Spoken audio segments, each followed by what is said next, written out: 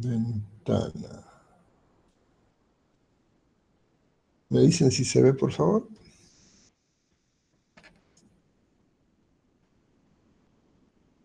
Se ve, doctor. Gracias, Jennifer.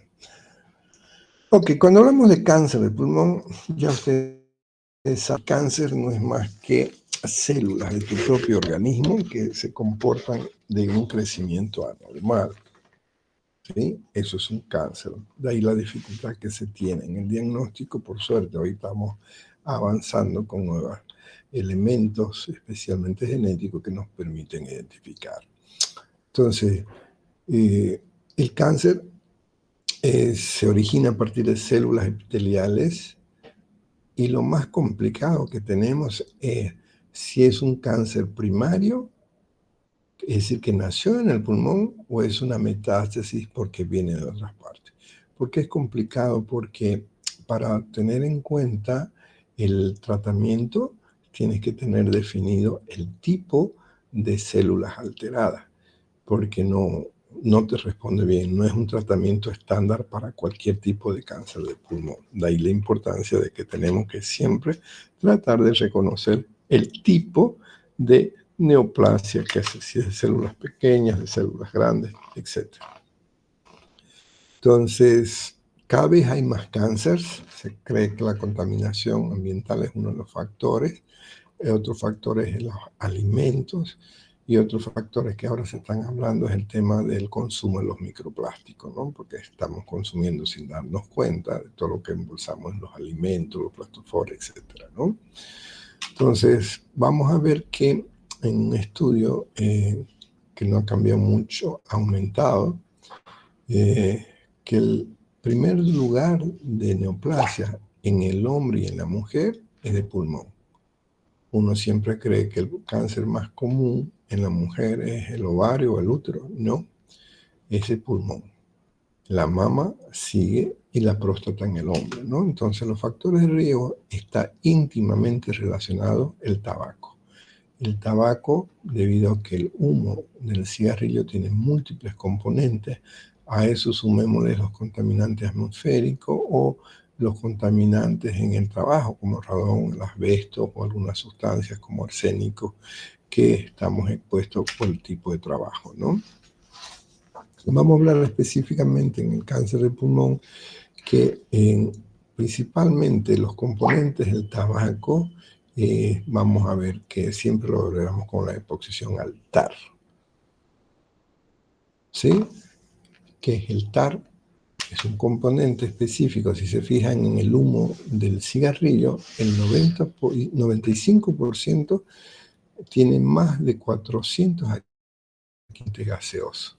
Y hay 3.500 particulados que van y se depositan en el pulmón, de los cuales los hidrocarburos aromáticos tricíclicos, las aminas, la nitrosamina, el benceno, el polonio, son los que son los responsables de estos cambios.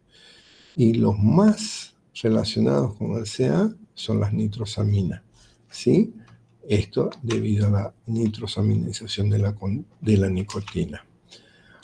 Hay otros factores, por ejemplo, las enfermedades pulmonares previas, te pareciera ser que hay alguna relación, como ser cuando hay las alteraciones en la ventilación alveolar, hay una predisposición en el hombre, y últimamente se está hablando mucho del tema de la alimentación. ¿Cuál es la clínica? Normalmente el cáncer es un hallazgo casual. Cuando el tumor es pequeño, porque son tus propias células, no lo detectamos, lamentablemente. Muchas veces un control de casualidad lo pillamos, porque cuando ya presenta manifestaciones ya significa que hay un crecimiento. Por ejemplo, la tos. El 75% de los pacientes la pueden presentar, pero eso es cuando ya creció a nivel del bronquio y está comprimiendo. Si esa compresión está obstruyendo la vía aérea, ok, ahí comienza tu disnea, porque de por sí no vas a tener. Simplemente la disnea aparece cuando no podemos meter los volúmenes apropiados, ¿sí? Y el estridor que puede estar presente Ese es en el tipo de cáncer de vía aérea superior, cuando está creciendo dentro de la luz. Entonces como que se esté tapando esa tráquea y te va ese famoso sonido del estridor. Y hay un 25-40 de los pacientes que comienzan con hemoptisis. Es decir, como los tumores tienen alta vascularización, a veces se rompe, y en ocasiones vienen pacientes sin fiebre, simplemente estoy escupiendo sangre, estoy con hemoptisis. Ahí tenemos que pensar en la posibilidad de un proceso neoplásico. Entonces va a depender de dónde esté comprometiendo. Si el tumor, la masa está más en el bronquio, o te está obstruyendo y te da una atelectasia, o te da una neumonitis por obstrucción. Entonces no es claro, no hay un síntoma específico. A veces puede estar con tos y expectoración, con fiebre y un dolor pleúrico. Hasta ahí vos pensás neumonía. ¿Por qué? Porque tiene fiebre, infección, y si tiene dolor punta acostada, eso es. Y tos con expectoración, neumonía. Aparentemente es una neumonía, pero no. Puede ser una obstrucción que te está provocando la atelectasia y la atelectasia. Y van a ver que algunos procesos neoplásicos dan fiebre. No sabemos por qué, hay liberación de pirógeno en algún tipo de cáncer. Y en ocasiones pueden complicarse provocando abscesos pulmonares. Es decir, que esa obstrucción hace de que haya un cultivo, ahí comienza a formarse un proceso infeccioso y te desarrolla un absceso, porque en general pueden haber ulcerarse estas zonas o pueden haber zonas con trombos que no le llegue una buena circulación a ese tejido, ¿no? Y otra de las cosas que tenemos que tomar en cuenta es que algún tipo de cáncer pulmonar joven tiene manifestaciones que son fuera del pulmón. Por ejemplo, si está creciendo a zonas vecinas, puede darte dolor torácico o deformación si está en la pared torácica, o puede darte una parálisis del diafragma si está comprimiendo el nervio, o puede a nivel pericárdico, o inclusive puede dar signos de compresión de vena cava superior o alteraciones del esófago. Cuando sospechamos de invasión de la pared torácica, pues es fácil de reconocer en la anatomía cuando la lesión es importante. En ocasiones la lesión es pequeña y solo te comprime las partes vasculares o las partes neurológicas. Entonces ahí, si hay una compresión neurológica, vas a tener un dolor que puede ser de tipo parietal o puede ser de tipo radicular por compresión. Y puedes tener el famoso tumor de Panquas, que lo hemos aprendido en semiología, ¿no? Que le viene el dolor en el hombro, es un dolor radicular y tiene el síndrome de Horner, es decir, que hay alteración a nivel de la pupila. Dijimos que puede invadir el diafragma. Si la lesión es pequeña, no pasa nada, pero si es importante, puede darte como una parálisis diafragmática y ese paciente puede darte disnea y puede acompañarte con un exudado, es decir, una lesión de pleura, donde va a tener un derrame pleural. Entonces, va a depender de dónde haya el compromiso de invasión y la irradiación del nervio que te esté afectando, ¿sí? A veces la compresión es a nivel de una raíz del vago y vas a tener una disfonía donde el paciente está con una parálisis de cuerda bucal. O el 4% de la vena cava superior. Esto es debido a una alteración en la circulación linfática principalmente. Y en ocasiones puedes tener metástasis hacia el pericardio, dando pericarditis con una efusión pericárdica y obviamente acompaña como si fuera un taponamiento cardíaco que te va a dar disnea y puede desarrollar arritmia. En ocasiones, en la clínica podemos tener manifestaciones paraneoplásicas. El 2% de los pacientes, es decir, esto tiene una relación más con los tumores de células pequeñas del grupo escamocelular. Puedes tener manifestaciones osteoarticulares o osteoartropatía, que dice el libro, y estos son de grupo de tipo hipertrófica. ¿Por qué hipertrófica? Porque a nivel del periósteo comienza a inflamarse y comienza a aumentar de tamaño, especialmente lo encontrás en los huesos largos. Y podemos tener a nivel endocrino, a nivel hormonal. Una de las cosas que siempre relacionamos con el tumor voy a preguntar en examen, es la secreción inadecuada de hormona antidiurética. ¿Cómo lo sospechamos? Porque va a estar la hormona antidiurética elevada, al inicio asintomático, pero luego comienza a afectarse el sodio, caer dándonos en hiponatremia, anorexia, las náuseas típicas, los vómitos típicos, y hay una disfunción neurológica. Y ahí uno está buscando qué puede ser lo que está provocando. Llegas al diagnóstico de tu problema endocrino, y después la etiología. ¿Por qué está ocurriendo esta alteración? ¡Pum! Que se te ilumine, busquemos cáncer de pulmón. Podemos tener a nivel paratormona la hipercalcemia. El 10% de los pacientes lo pueden presentar, y esto es debido básicamente porque hay la paratormona, como este proceso neoplásico comienza a crecer células anormales de tipo paratormona en otras partes, y esto es básicamente estimulado en el tipo de cáncer escamocelular. Desde el punto paraneoplásico neurológico también debe considerar. Pueden haber neuropatías periféricas de tipo autonómica, sensitivas o sensomotoras, variables. Neuropatías centrales, puede llegar al extremo de una acción cerebelosa, dándonos alteraciones de la conciencia, demencia, ataxia o encefalomielitis, ¿no? Cosas raras, pero que tenés que buscar en cáncer de pulmón. Entonces, cuando estamos sospechando de metástasis, nos queda siempre la duda, ¿es primario o es secundario? Entonces, hay que buscar en todas las partes del cuerpo donde puedan desarrollarse. ¿Y cómo diagnosticamos? Primero, dependiendo de la ubicación. Si vamos a ver que es un paciente que está con tos y con hemoptisis o con alteración de la vía aérea o de las cuerdas vocales, pues nos ayuda bien, como hemos hablado de métodos complementarios, una fibroncoscopía. Pero si la lesión es más interna, entonces podríamos encontrar un tumor dentro del parénquima, y para tratar de reconocer cuál es su tipo de lesión, tenemos que hacer una punción diagnóstica, y eso de preferencia hacemos una ecotomo, es decir, una punción guiada por ecografía y por tomografía. Y en otras ocasiones tenemos que hacerlo de manera quirúrgica, ingresar al tórax para tratar de encontrar esas lesiones, obviamente que tienen más riesgos, ¿no? Pero si no defines qué tipo de lesión tiene, no vas a poder saber qué esquema terapéutico va a ser apropiado. De ahí la importancia de la biopsia para tratar de reconocer qué tipo de cáncer es.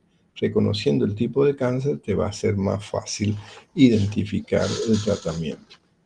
Entonces, ya del 2004, en cuando hablamos de cáncer y aplicamos lo mismo de las neoplasias, el TNM, T de tumor, N de nódulo, M de metástasis, entonces ahí vamos a ver que tenemos cerca de 10 tipos de cáncer pulmonar. El escamocelular, el de células pequeñas, los que son hormonal, como el adenocarcinoma, tenés el carcinoma de células grandes, el adenoescamoso, el sarcomatoides o sarcomatoso, tenés el tumor carcinoide, carcinoma tipo glandular salivar, y hay uno que es el que menos queremos, que no clasifica. Es un cáncer, pero no sabes qué tipo de cáncer. Por lo tanto, va a ser más difícil qué tratamiento dar. Y cada tipo de identificación histológica tiene un comportamiento diferente. El común denominador es la masa, pero esa masa varía, depende si es solitario, si son múltiples, si son en forma de suelta de globos, etcétera. Tenemos que considerar. ¿Por qué se produce el cáncer? Hay dos hipótesis que están de moda. Uno, que son las células pluripotenciales, y otras que son los fenotipos de tumores que vienen de diferentes células. No hay una teoría específica que pueda explicar todo. Fíjense, cuando hablamos de carcinoma de células pequeñas, tiene unas características. Se presenta en los fumadores y una ubicación generalmente central. Puede darte obstrucción por la masa que va creciendo, y que imagínate esta masa, mouse, puntero, esta masa que va creciendo termina comprimiendo este bronquio. Y ese bronquio no llega a donde tiene que llegar y te puede dar una atelectasia, ¿no? Y cuando hay este tipo de carcinoma, generalmente tiene diseminación metástasis. Y a veces lo detectamos cuando ya es la metástasis. ¿Sí? Características que no se cavita y su origen se dice que son de células neuroendocrinas. En cambio, el adenocarcinoma es más común en mujeres, fumadoras y no fumadoras, tiende a ser periférico, no central, y generalmente lo encontramos como nódulo pulmonar solitario. Este puede cavitarse y frecuentemente te da un carcinoma en cicatriz. Se dice que los adenocarcinomas no presentan manifestaciones paraneoplásicas. El adenocarcinoma puede ser de tipo acinar, es decir, glandular, o puede ser de tipo sólido, o puede ser mixto, bronquioalveolar.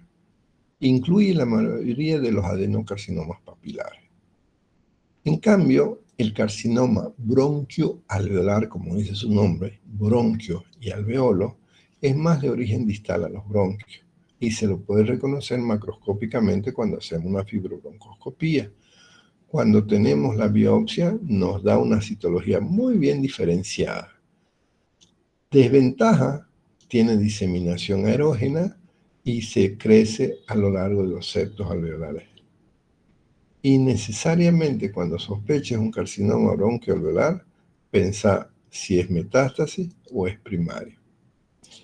El escamo celular, también relacionado con el fumador, parecido al anterior, se ubica a nivel central, pero este sí puede cavitarse y puede darte diseminación local, ya sea por obstrucción endobronquial o directa.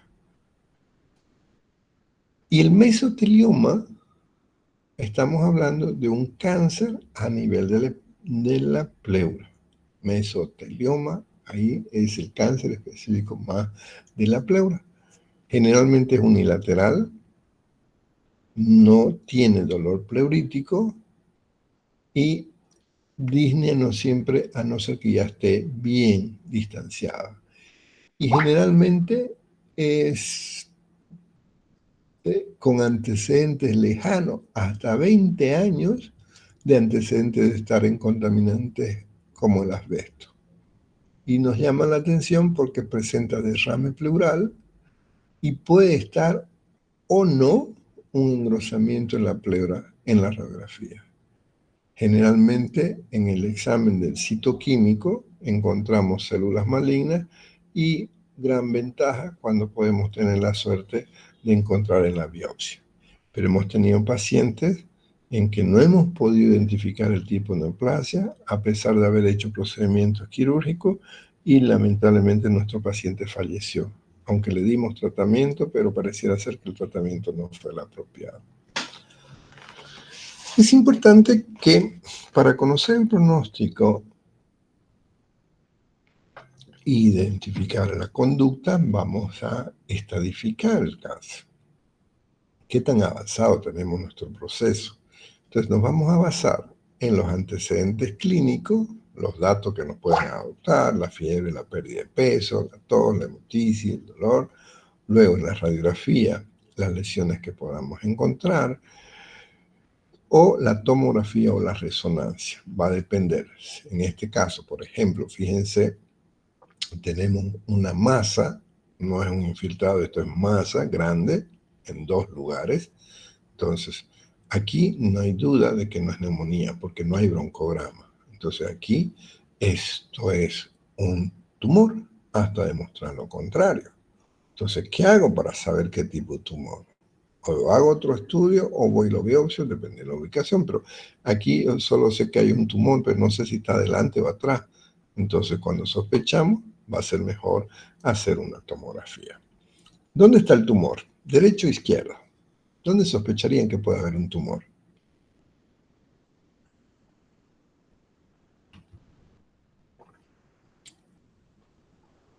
¿Cuál emitórax se vea normal? ¿Derecho o izquierda? ¿Derecho?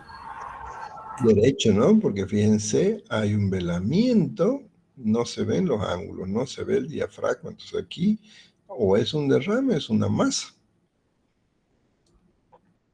Para ver masas en una tomografía no vamos a usar la ventana pulmonar, siempre vamos a usar la ventana mediastínica, ¿sí?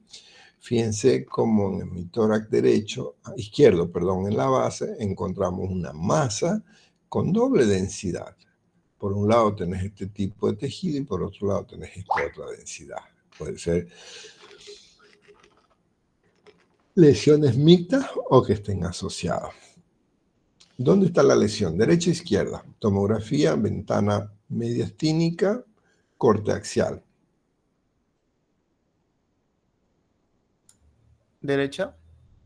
Derecha, ¿no? Fíjense, hay una imagen radiopaca que nos está traccionando. La tráquea que tiene que estar aquí al medio la tenemos desviada, ¿no? Entonces ya no está. Pero con decir que hay tumor no estamos diciendo qué tipo de tumor es. De ahí que siempre tenemos que considerar la biopsia, por favor. Entonces, uno es el T, la masa. Y luego tenés factor N, nódulos. Los nódulos no son siempre visibles en una radiografía, porque para sospechar que hay un nódulo, voy a ver que las líneas del mediastino se estén deformando, a no ser que esos nódulos estén calcificados. Pues recuerden que están los nódulos, los ganglios en la zona iliar, ¿no? Aquí tenemos una masa que nos hace sospechar de un tumor, y aquí hay como una jorobita en el mediastino, lo que nos hace sugerir que puede estar una adenomegalia. Pero para los ganglios prefiero una tomografía. La tomografía o la resonancia nos tienen mejor, o un PET mejor sensibilidad. La tomografía, fíjense que la sensibilidad va entre el 77 al 86% de detectar, sensibilidad que pueda detectar, pero no llegamos al 100%. Y eso depende del equipo que tengamos. Por eso es que de preferencia nos vamos a ir a una resonancia magnética. Es más caro, tiene mejor sensibilidad para poder determinar las lesiones o las masas o los nódulos, ¿no? La desventaja, la alergia al contraste que pudiera tener. Y creo que en Bolivia solo lo tenemos en La Paz. Dicen que hay en La Pampa, pero no estoy seguro que funcione. Es el PET. ¿Qué es el PET? Avanzamos en métodos complementarios y dijimos que es la tomografía de emisión de positrones, ¿no? En la que utilizas una azúcar radiomarcada para poder determinar esos puntos que hablamos caliente. Y va una sensibilidad bonita de entre el 80 al 90% de sensibilidad. El PET scan entonces es algo que debemos considerarlo cuando estemos sospechando de tumor, y así la vamos a ver las lesiones de colores. Fíjense cómo capta. Generalmente el PET lo reconocemos que siempre nos da un corte color rojito, ¿no? Entonces encontramos el contraste que lo está eliminando en la orina, lo está eliminando por los riñones, pero aquí hay una imagen que lo está captando. Miren, entonces esto nos hace sospechar el proceso neoplásico. Entonces, para poder ver el compromiso de esos nódulos, mejor utilizar métodos invasivos, que podemos utilizar el EBUS, que es el EBUS, se recuerdan que hablamos de método complementario, que es la endoscopía con ecografía, lo cual nos va a permitir lograr la ubicación y hacer una aspiración transbronquial con la aguja, ¿sí? Porque ese EBUS permite meter un catéter. O si no tengo la opción de una fibroncopía, con una ecotomo puedo puncionar a través de la pared torácica, llegar a la lesión y aspirarla, ¿sí? Y en general nos orienta bastante el EBUS. ¿Qué es EBUS? Ultrasonografía endobronquial o ecografía endobronquial.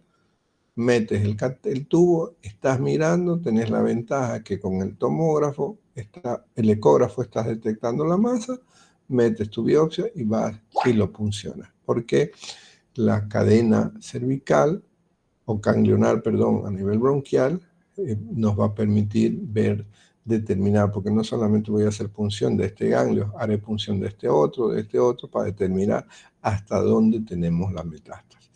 Y si no lo logramos con esos métodos, vamos a tener que llamar al cirujano para hacer una mediastinoscopía. Y fíjense, a pesar de que estamos mirando directamente la lesión, no siempre podemos encontrar el ganglio apropiado que esté con la metástasis, porque de ahí que su sensibilidad es baja, ¿no? Porque no siempre es fácil ubicar.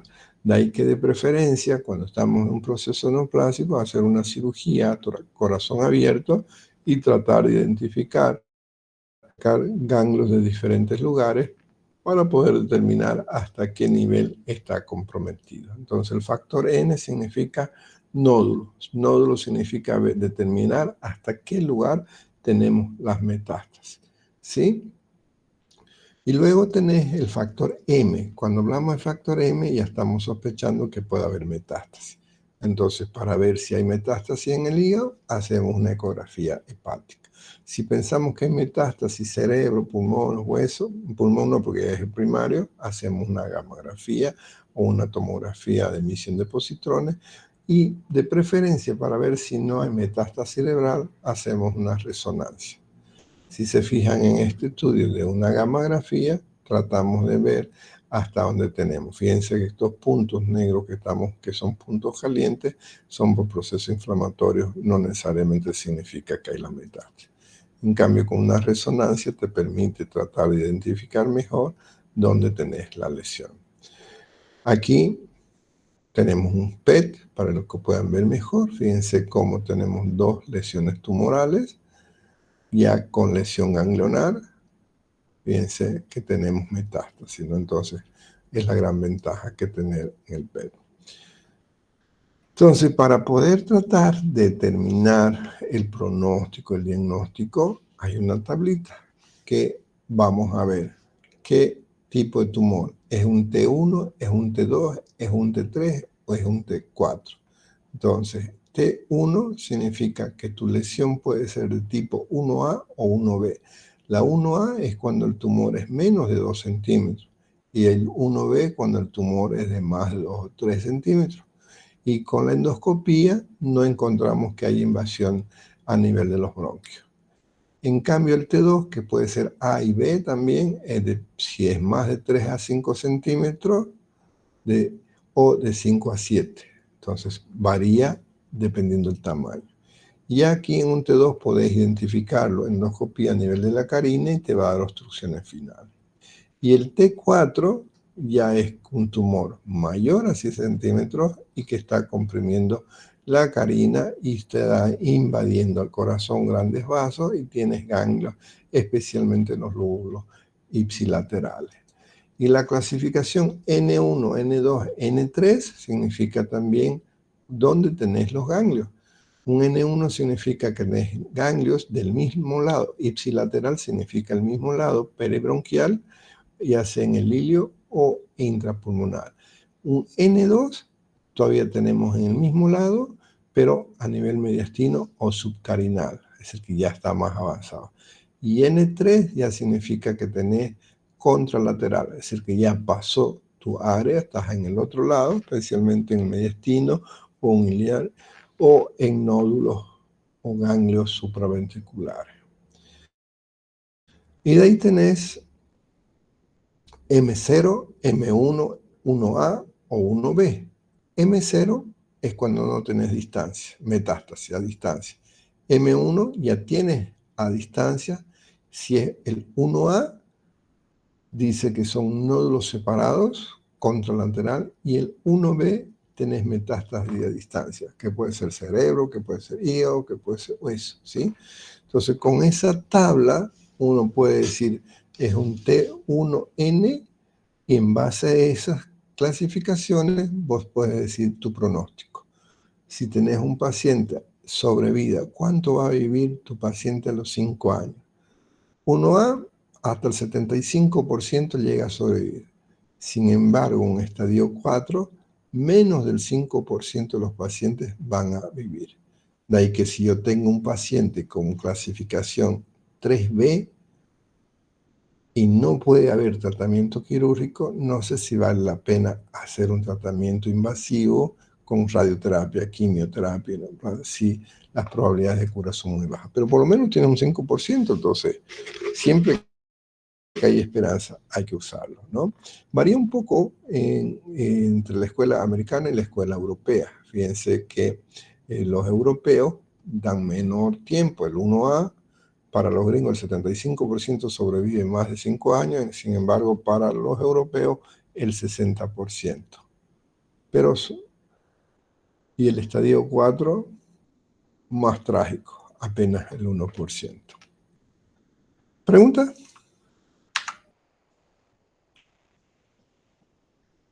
Wow, me pasé. En la siguiente clase les muestro algunos casos típicos que tenemos para que puedan ver. Este tema también entra para el examen. Entonces, el día martes avanzamos en insuficiencia respiratoria, síndrome de distrés. Con eso completamos las clases para que el día jueves leamos nuestro examen. ¿No hay preguntas? Me alegro que quede claro. Ok.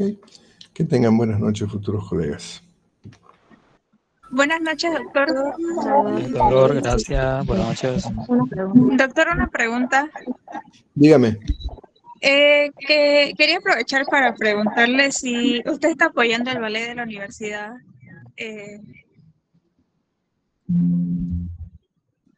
No entendí, señorita.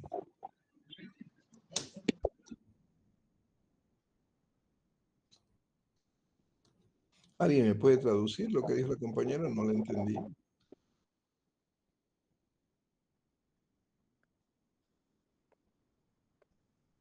Dijo que sí estaba apoyando el ballet de la universidad. Dice, si yo estoy apoyando el ballet, claro, todas las actividades culturales se las apoya, por supuesto.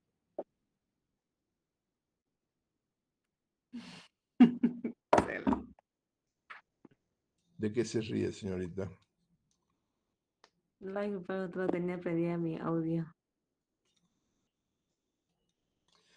Apoyo, pero lo que no puedo es cambiar las fechas de exámenes para que puedan participar del ballet. Lo bueno es que el ballet es el 29, entonces van a tener que practicar mentalmente el día del examen, porque no podemos cambiar las fechas ya que tenemos un compromiso con los horarios que cumplir de acuerdo al calendario. Ahora, si alguien quiere, pero no afecta, pues, ¿no? Porque el ballet es el 29 y nuestro examen es el 22, ¿no? El 20. Y el final 27 tranquilamente nos da para el ballet 29. No le afecta.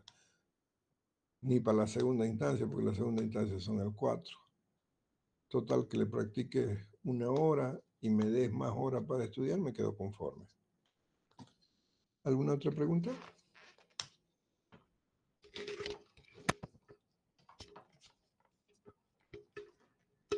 Ok, buenas noches. Doctor, el examen práctico, ¿cómo va a ser más o menos? Opción 1, paciente.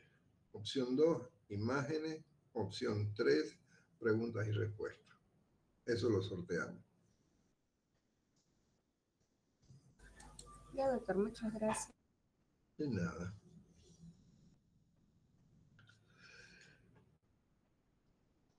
Buenas noches, jóvenes. Buenas noches, doctor. Buenas noches, doctor.